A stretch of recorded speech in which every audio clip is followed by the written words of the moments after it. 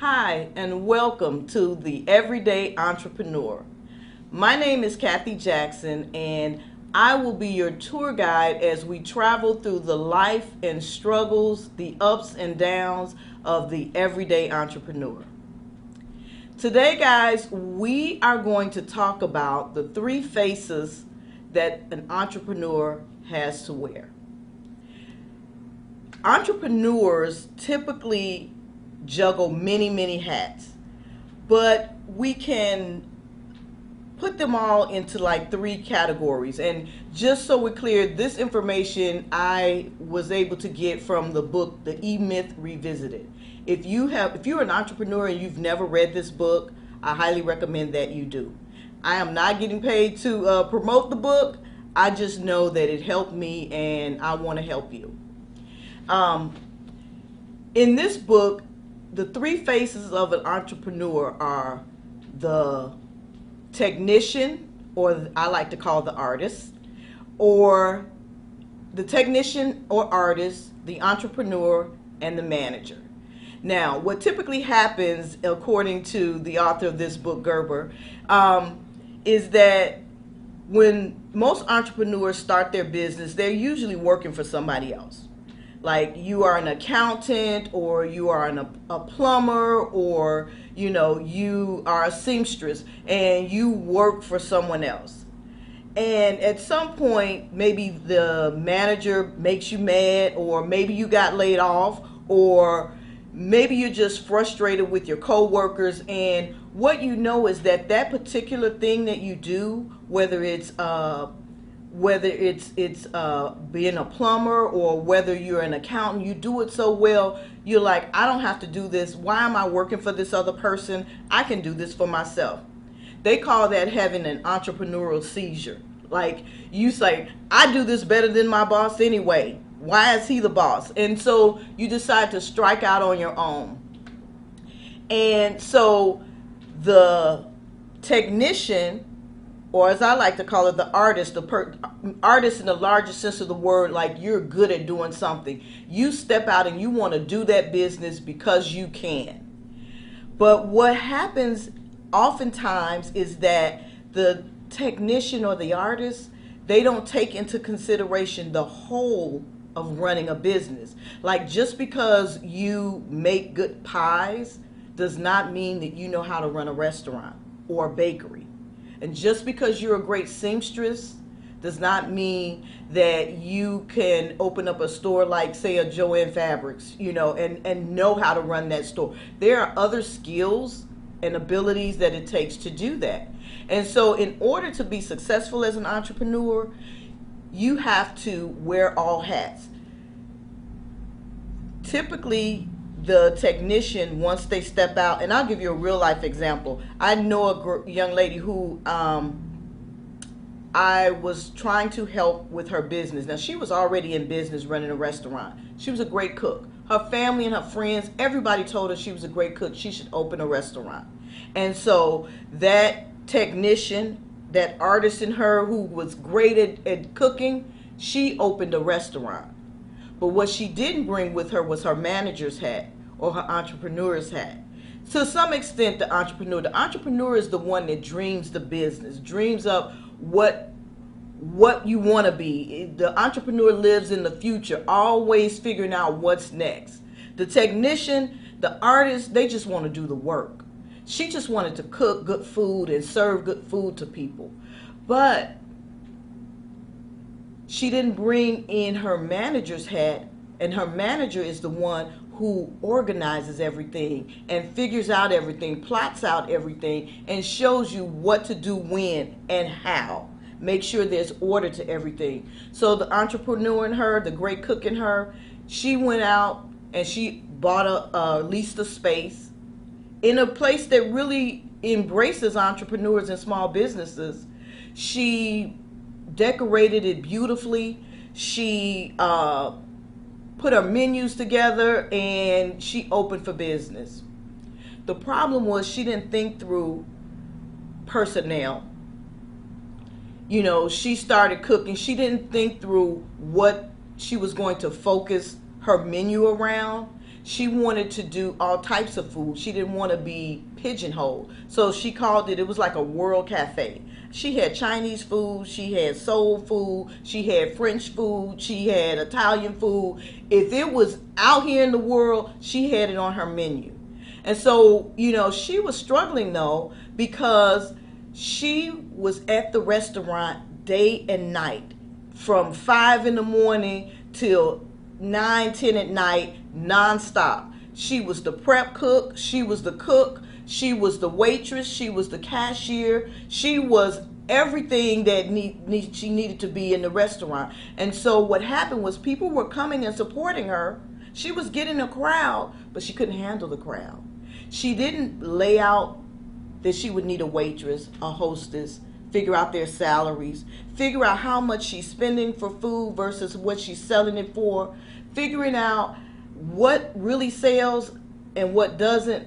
And so she was stretched out, and this business that she was so excited, her family and friends encouraged her to open up, it was killing her. Honestly, she couldn't even find time to meet with me for me to mentor her and to help her through. I tried to share with her, like, her menu was too broad. Like, what do people order the most? What's your best seller? What, let's start focus there. But then she said, but what if somebody comes in and wants this? What if somebody wants that? I want to be able to provide and serve them. And I get that, but that's not how business is done. See, this is where the entrepreneur in her stepped out and opened the business. The artist or the technician in her was ready to do it because she could cook really well. But the manager in her, the operations manager in her, that part was underdeveloped. And a lot of people do this. A lot of entrepreneurs do that. You step out because you're great at doing something, and you think just because you're a great accountant that you can run your own accounting firm. And yes, you can, but there's some other aspects to it that we sometimes don't research. And that is why I am a huge proponent of writing a business plan, especially if you are a corporate entrepreneur, meaning you work a 9 to 5, but you have a business on the side. I think that is a great position to be in. And if you're looking to down the line move into full business ownership, I absolutely encourage it. But there's a process to it. Don't think that the only thing you're going to do is bake pies. The only thing you're going to do is do accounting. When you own your own business, you own many hats. But if you put together a plan, if you plan your business properly, you plan for these things. See, she didn't plan for her staff. And so she ended up oftentimes being the only one there. Eventually the business fell off because people were coming on their lunchtime and they didn't have 2 hours to wait while she finished cooking food, bringing it out, serving it, ringing up the customers. You just can't do it all. You've got a plan. And that's in running a restaurant. That's in running any business. Most businesses, new businesses, fail in the first 5 years. And I believe the reason is because people don't plan. They don't put a business plan together. See, planning a business is not sexy. Going out and opening a restaurant, that's sexy. Putting your menu together, getting on social media, getting a website, all that's sexy. But actually sitting down and figuring out the day-to-day, writing it down, figuring out who's going to do what, whose job is it to do X, Y, and Z, not as much fun. But you know what else is not fun?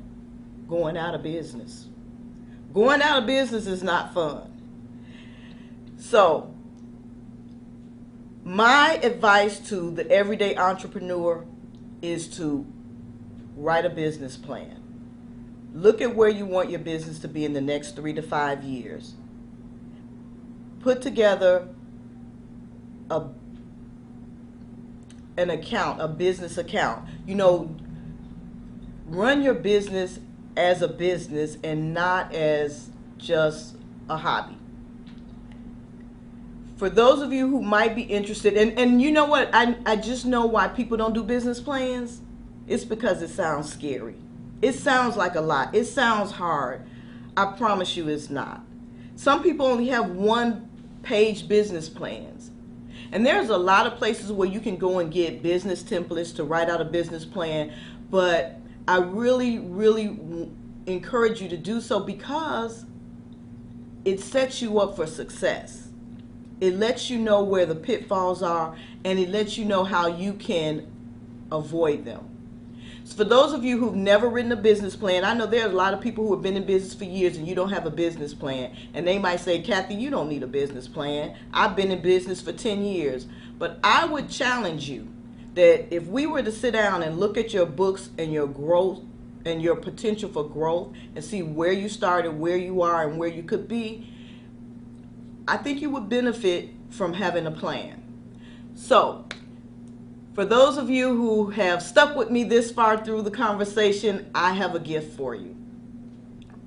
I'm going to put in the link, I'm going to put in the chat a link for you to get a free ebook that I put together. It's your Escape from Corporate Business Plan, 8 Steps to Freedom.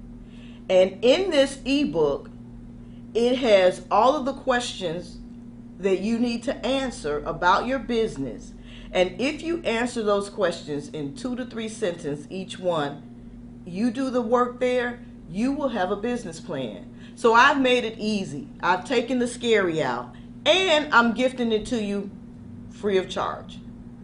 So feel free to click on the link, share it with any entrepreneurs you know. Guys, you need a business plan. You will be amazed at how orderly you'll be amazed at how easy it is to put your business in order when you actually have systems and processes in place. So thank you so much for hanging in with us this long. My name is Kathy Jackson, and I am your everyday entrepreneur. I will see you next week as we continue exploring the life and times of the everyday entrepreneur.